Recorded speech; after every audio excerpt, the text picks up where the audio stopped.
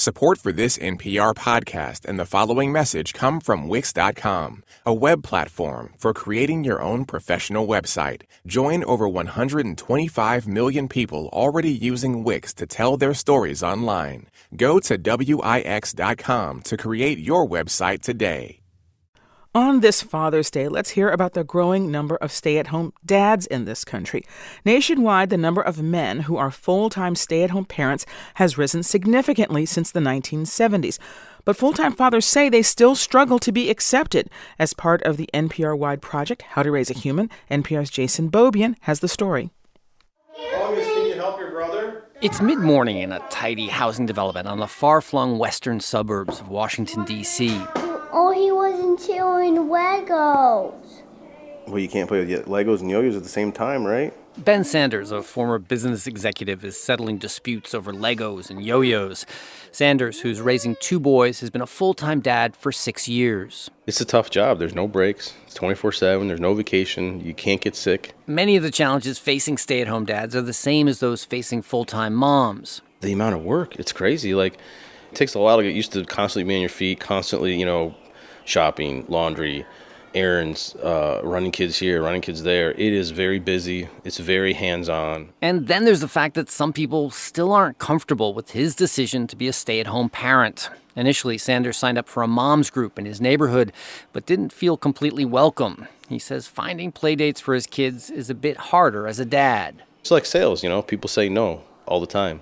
If you're going to be in sales, you can't fear rejection. So ask enough stay-at-home moms if they want to have a play date, and maybe 1 or 2 out of 10 will say, yeah, let's do it. Researchers say that stay-at-home dads still struggle with entrenched social norms around a man's role as breadwinner. In many parts of the country, there are so few stay-at-home fathers that it can be difficult for them to find each other. And Sanders says some people just don't understand the choice his family has made.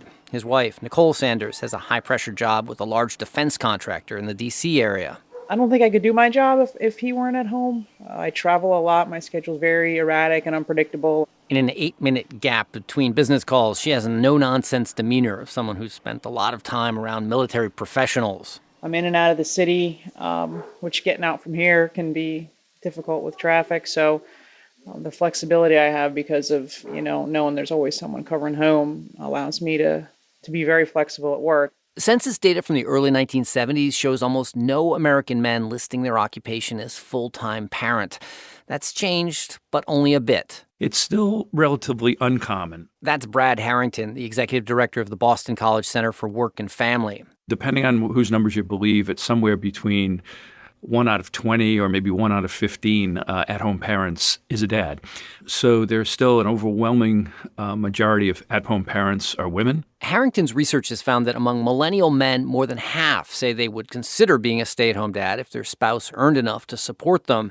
Yet he sees a disconnect between what people say they might do and what actually happens. Sometimes the decision of whether the husband or the wife is going to stay home is driven simply by who makes the most money, and overall men still tend to earn more than women.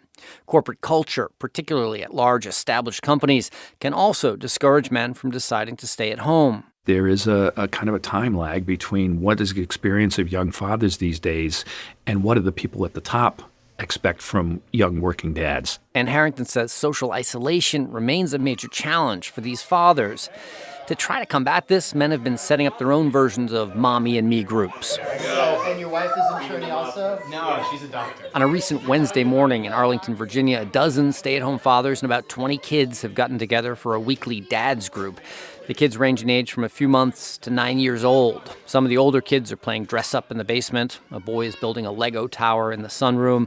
Dads are drinking coffee, eating donuts, and hanging out. Aaron Rosenbaum says this weekly get-together fills a void for him. Just the camaraderie of being around other men who are also stay-at-home dads.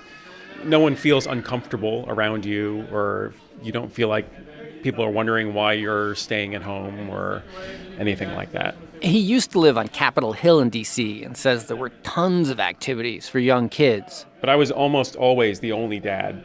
Most moms were completely fine with me being there, but lots of times I felt like a lot of people wouldn't actually talk to me or just kind of avoided me.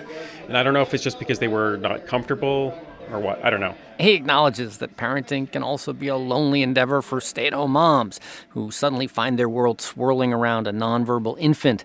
But Rosenbaum says he thinks men struggle a bit more to break out of that isolation. I feel like moms are more likely to come out of the woodwork and get together. Dads tend to be kind of loners. But that's something stay-at-home dads are realizing they have to work on for their own sanity and to make sure their children have opportunities to play with other kids. Jason Beaubien, NPR News, Washington.